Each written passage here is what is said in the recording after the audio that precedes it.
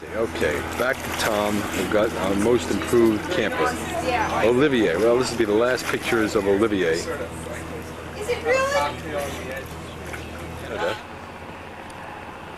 flag. It's a fantastic museum summarizing his achievements in phonetics, the conversion of sound, of course, to electricity as shown in the telephone. This town of Bedeck, B-A-D-D-E-C-K, is along the western shore of the inland lakes.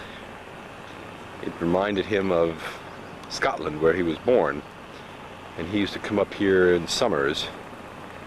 These lakes connect in the southern and northern extremes with the ocean through narrow inlets. And I've seen a huge ocean-going vessel out there on what appears to be a lake. But the summer home, really a castle, is located out there. I don't know if it'll show up at all on the screen. The harbor is beautiful. There are wonderful boats out here. Seeing one like this makes me miss mine. And nice docking facilities. A great town. We had a wonderful Chinese restaurant dinner here last night after a week of variations on lobster and seafood. I didn't realize that he also became interested in flying, and through the money earned from the telephone, which was owned and handled by his wife, she helped finance this flight of the Silver Dart, which in part was related to some of his work in aeronautics and hydroplaning. There's a great exhibit inside. I don't know if I have time to show it to you. We'll try. Teacher, scientist, and inventor, Bell developed his life, usual success to the benefit of mankind. Chiefly invented the telephone, and he also produced and improved inventories and discoveries in medicine, aeronautics, maritime engineering, etc. Can I take some pictures of the inventive husband I have? Sure, which a fellow named Baldwin, and that those stilts sticking underwater were the first developments of the hydrofoil concept, in which that whole craft in effect came out of the water and just rode on those hydrofoil patterns using airplane type engines. This of course is in use today. Here we are inside the museum. Here's a picture of Bedeck, which you've seen that. It's a great museum filled with models of the things that he built and photographs of how Canada was. He was interested in kites at one time and tetrahedrons. There's a wonderful photographic summary of his life here. Well, here's Jerry in the museum. See it? Yes.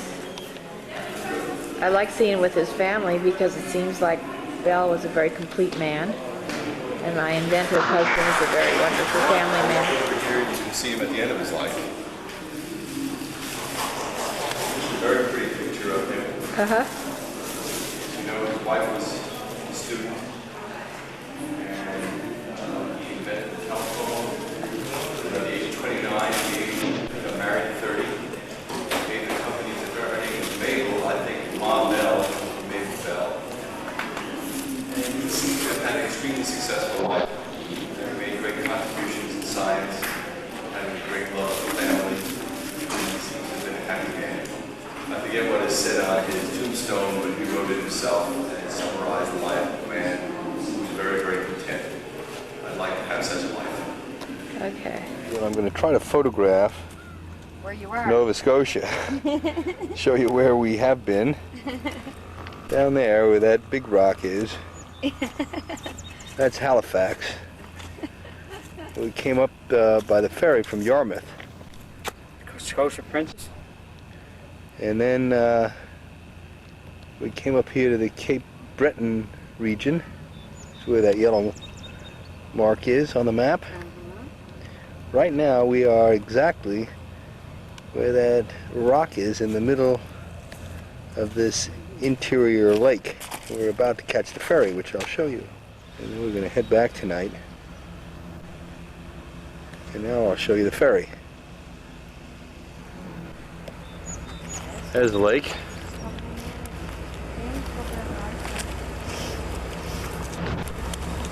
There's the ferry. The fascinating thing is that they've completed the railroad bridge, which goes across, and that part sticking up in the air is a partially completed road, but to get across the narrows here of the lake you have to take a ferry. Maybe this one's cable driven too. Probably, they seem to land them so easily.